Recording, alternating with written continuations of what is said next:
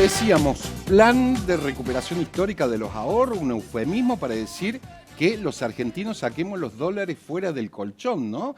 Teniendo en cuenta que somos el segundo país que más dólares debajo del colchón tiene, pero para esto existe o necesitaría una seguridad jurídica. Eso es lo que está pidiendo el gobierno y para eso la vamos a consultar a la economista Gisela Beritier. Gisela, ¿cómo te va? Gracias por estar como siempre. Gracias por la invitación. Y ayudarnos a entender un poco esta cuestión que quiere el gobierno, que es sacar los dólares debajo del colchón.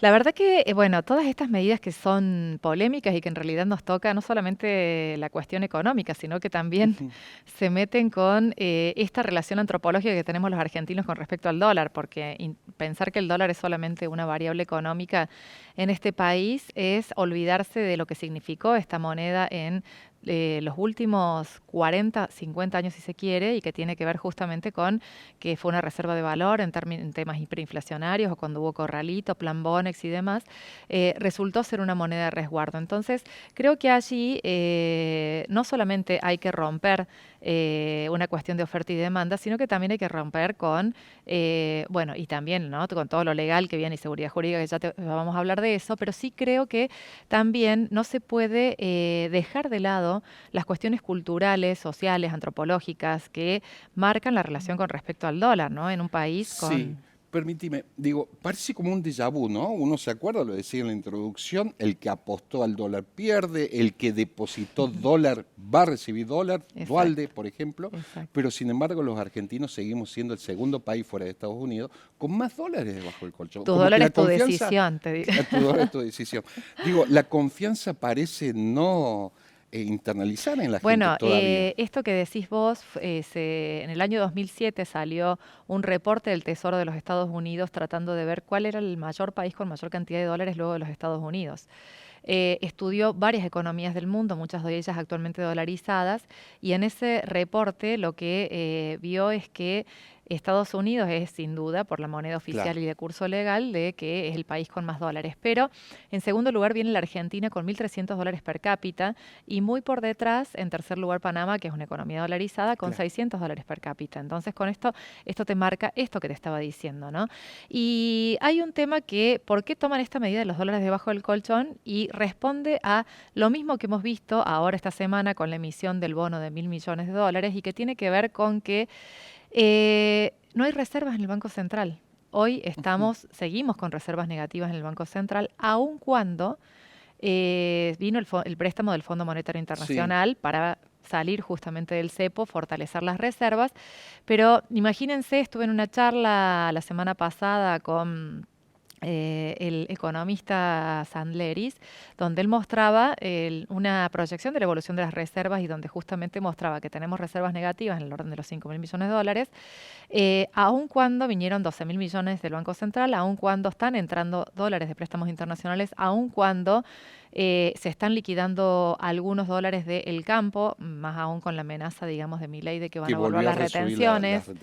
Exacto, y encima tirando el dólar al piso de la banda. Y bueno, se suma este bono, pero hay que llegar al 30 para poder cumplir con las metas del Fondo Monetario Internacional con respecto a las reservas, que nos comprometimos a llegar al 30 de junio a 4.700 millones de dólares positivo, está muy lejos, ¿no? Realmente no muy, muy lejos. No llegamos y este es el principal key de la cuestión, ver cómo rápidamente se estructura un sistema para que los argentinos consuman y digamos esto, ¿no? No van a consumir tanto bienes como el supermercado, no van a comprar un paquete de yerba con dólares. Bueno, ¿te acuerdas que había un supermercado que había promocionado que vengan con los dólares, sí, etcétera? pero bueno, volvemos a que esto es no tener en cuenta la cultura de la Argentina, ¿no? La idiosincrasia, pero bueno, eso no, pero sí bienes durables. De repente hay sectores que se asoman hoy como muy beneficiados, ¿no? Se reunió Caputo con los fabricantes de automotrices diciéndole empiecen a ofrecer créditos en dólares para 0 kilómetros. Exacto. Las automotrices, el mercado inmobiliario, el mercado de la construcción, son todos mercados que, aún subiendo los reportes, digamos, para no informar, o eliminando en el caso de los escribanos, presentan oportunidades muy, muy buenas para que esos dólares empiecen a derramarse en la economía y es un poco la apuesta del gobierno. Entonces, reservar las reservas del Banco Central por un lado y después, en una economía donde hay emisión cero, déficit, superávit fiscal, de hecho, pero a cero emisión y que no se va a emitir, con un consumo que viene retrasado, la única manera de reactivar el consumo es mediante los dólares que se vuelquen en la economía. Muy bien, planteado el problema sobre la mesa. Ahora, yo te pido, como gobierno, medianamente dame algo de seguridad jurídica. El gobierno está atrás de eso. Las provincias, que algunas adhieren o no, en función de mermar un poco los controles, etcétera. Claro, bueno, ahí hay toda una cuestión, ¿no? Y creo que ahora se está escribiendo la letra chica. Ya salió el decreto, ya eso permite, digamos, que se levanten ciertos controles, pero luego hay leyes que cumplir, ley penal tributaria, Claro. ley penal cambiaria, ¿no? Que tiene que pasar sí o sí por el Congreso, que no puede ser por DNU. Las Sí cosas o sí. tributarias. Sí o sí, bueno, seguramente ahora se abre esa discusión con respecto a qué va a pasar, pero hoy, por ejemplo, los bancos pueden no informar a Arca que hasta 50 millones de pesos no hace falta informar, Ujú. pero sí tiene que informar a la UIF. La unidad de investigación financiera, sí. Exacto, y ahí es donde, en definitiva, no se liberan estos controles con respecto a si la persona o no, cuál es el origen de los fondos. Por más que haya Ujú. sido una persona de que con sus ahorros no podía acceder al dólar oficial y fue al colchón y lo guardó. Pero aún así tiene que informar el origen de los fondos y cómo accedió a esos dólares, ¿no? Algunas provincias están adhiriendo. ¿Córdoba cómo está en ese presente? Bueno, está pronta, ¿no? Y en definitiva creo que todos están apostando a esto, ¿no? A poder reactivar los consumos y a poder reactivar el movimiento económico de cada una de sus provincias, cuando estamos viendo que impositivamente también está cambiando mucho el régimen, ¿no? La coparticipación, que es otra de las discusiones que se va a plantear, ¿se va a hacer este IVA general? ¿No se va a hacer este IVA general? Aguinaldos, dice la. Los aguinaldos que tenemos ahora, ¿no? Ujú. Entonces, si bien el presupuesto de la provincia de Córdoba está calzado, ¿no?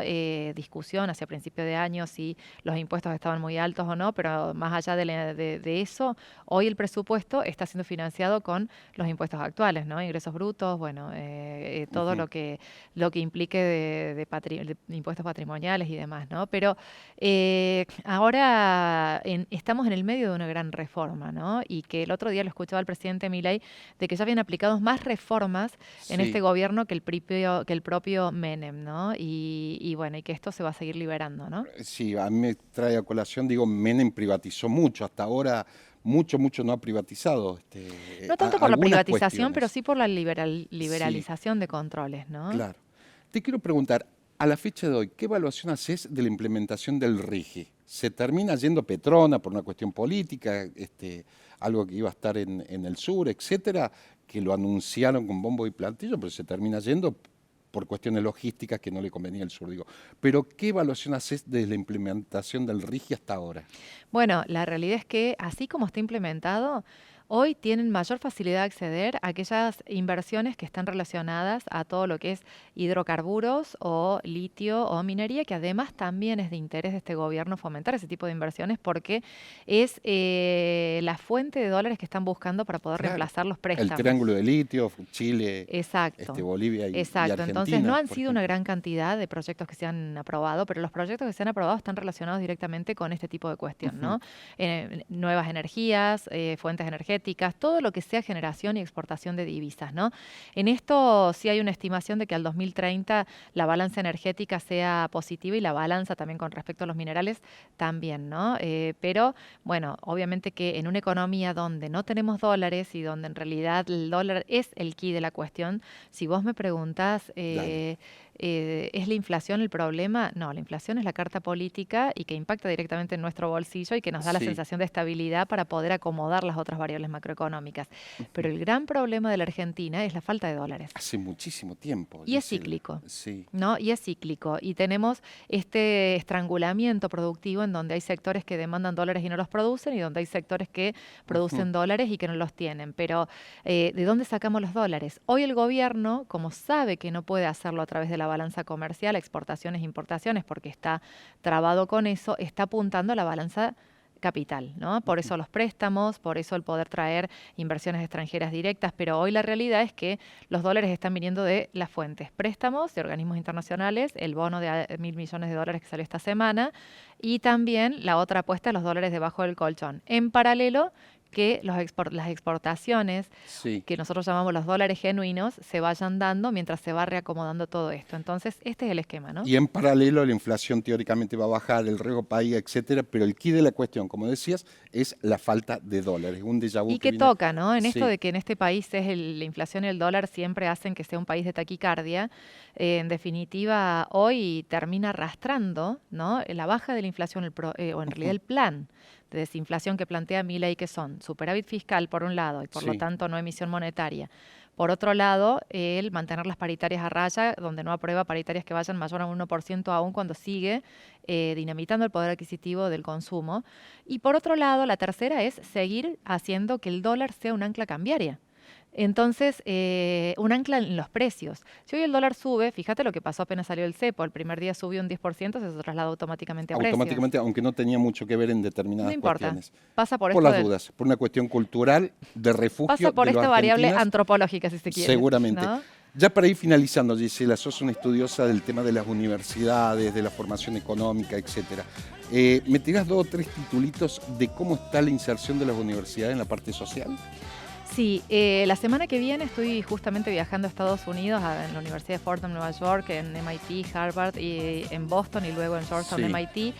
Estamos trabajando muy fuerte en 2 ejes, ¿no? Por un lado, en todo lo que es transformar la educación en negocios justamente para el impulso económico, pero siempre visto desde un punto de vista de liderazgo humanista. Y en segundo lugar, y particularmente en Boston, en un think tank que estudia el rol de las universidades en su misión ampliada. Esto es cómo genera no solamente educación, no solamente investigación, sino cómo esto contribuye a un desarrollo económico y social más amplio, más startups, más inversiones. Ejemplos paradigmáticos de esto tenemos Boston, Londres, Berlín, Silicon Valley. Algo que carecimos en nuestra escuela de vida, digo, no teníamos eso. Pero que ¿no? los Y lugares ahora lo tienen, está solo bueno. que hay que ver con qué salsa secreta se mezclan y en eso estamos. Gracias, Gisela, como siempre. No, muchas gracias a vos. Gracias a ustedes. Nos volvemos a ver la semana que viene.